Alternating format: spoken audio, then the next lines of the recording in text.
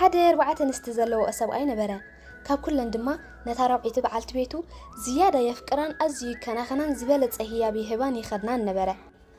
ነታ ሳልሰይቲ በዓልቲ ቤቱ እውን የፍቅራ ስለዝነበረ ወትሩ ንዕርኽቱ ኸርእያን ንደገ ኸውፃን ይደሊ ነበረ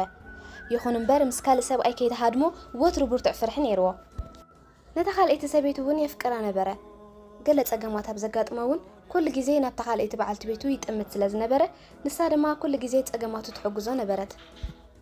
እታ ቀዳሚት ሰበይቱ ወላኳ ኣዝያ እንተፍቅረቶ ኣዝያ ኣመንት እንተነበረትሉ ኣዝያ ተከናኸኖ እኳ እንተነበረት ንሱ ግን የፍቅራን እዩ ሓደ መዓልቲ እቲ ሰብኣይ ኣዝዩ ሓሚሙ ኣብ ቀረባ እዋን ክመውት ምዃኑ ብሕክምና ፈለጠ ምስ ነብሱ ድማ ከምዚ እንዳበለ ተዛረበ ኦ ነብሰይ 4 ንስቲ ንሳይ ኣለዋኒ ሕጂ ድማ ክመውት ቀሪበ ኣለኹ ምስ ሞትኩም እንት ክትሓባበረ ንሲ ሓንቲ ካብኣተን ክወስደ ኢልዋ ናብታ ረብዒት ሰበይቲ ከይዱ ምስኡ ክትመውት ሓተታ ንሳ ግን ኣይኮነን ምስኡ ክትመውት መልሲ ክትህቦ ከማን ፍቃደኛ ኣይኮነትን ከይተዛረበቶ ድማ ገዲፋቶ ኸደት ተመሊሱ ድማ ነታ ሳልሰይቲ ሰበይቱ ሓተታ ንሳ እውን ከምዚ በለቶ ኣና ኣብ ህይወተይ ኣዝዩ ጽብቕትን ኣገዳሲትን ስለዝኾንኩ ንስኻ ምስ ሞትካ ዳግማይ ምስ ካልእ ሰብ ክምርዖ በለቶ ሰብኣይ ንዓ ገዲፉ ናብታ ካልአይቲ ሰበይቱ ከደ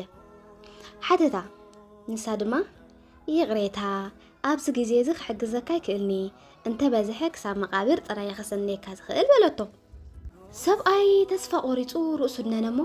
ሓደ ድምፂ ሰምዐ እቲ ድምፂ ድማ ኣነ ምሳኻ ክኸይድ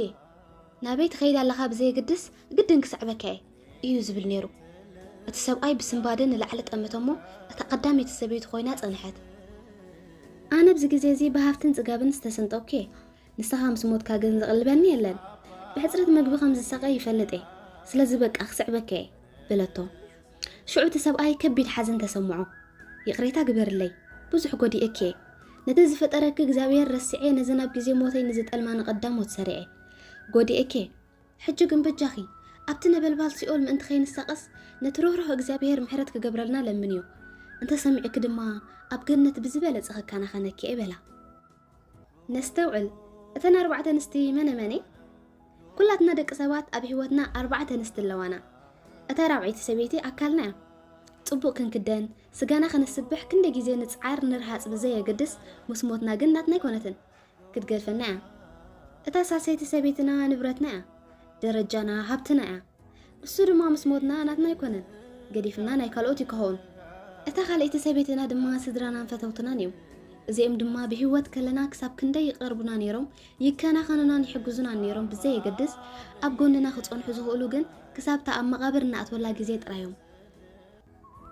እታ ቀዳሚት ሰበይቲ ግን ነፍስና ኣብ ምድላይ ንወታዊ ሃብቲ ናይ መሬት ኮለል ክንብል ነታ ነፍስና ንርስዓ ኩሉ ሓላፋይ ምዃኑ ረሲዕና ንናይ መሬት ሃብቲ ክንደሊ ኮለል ንብል እሞ ንነፍስና ኣብ ዘይወፅእ መዓትን ዓዘቕትን ንደርብያ ንነፍስና ዝኸውን ሃብቲ ዝህበና እግዚአብሔር እዩ ኩሉ ተሃብቲ ድማ ንነፍስና ቀዳምነት ሰሪዕና ንጽህና ቅንዕና ቃል እግዚአብሔር ንመግባሞ ኣብ ገነት ሰማይ ተኻፈልትን ነበርትን ክንከውን ስለ ኩሉ ነገር እግዚአብሔር ዝተመስገነ ይኹን ልዕሊ ኩሉ ነፍስና ክንሰርዓ ሓይሉን ተረዳእነቱን ይዓድለና ብሩህ መዓልቲ